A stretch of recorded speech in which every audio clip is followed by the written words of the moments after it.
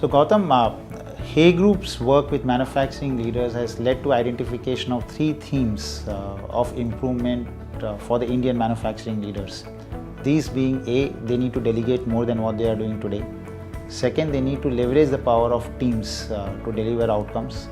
And third, they need to think of the long term and spend more time thinking and solutioning the long term than just being focused on the here and now.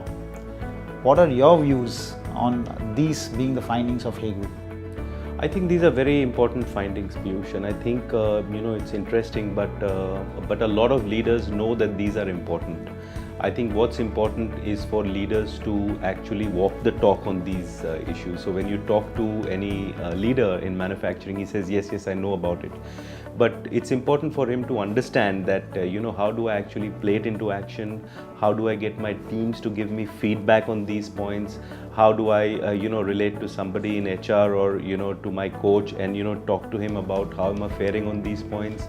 Do I spend enough time in investing, doing a 360-degree feedback on these points? So I think these are important points, but how does a leader bring this into action is a very critical point, because otherwise it's not going to turn into walk the talk. And my worry sometimes is that leaders will talk about it, but they will not actually practice it. And I think it's all about practicing. And I think leaders need to understand that in the three aspects that you spoke about, practice definitely makes a man perfect. So it's something that I think we need to focus more on, the practice element of these points.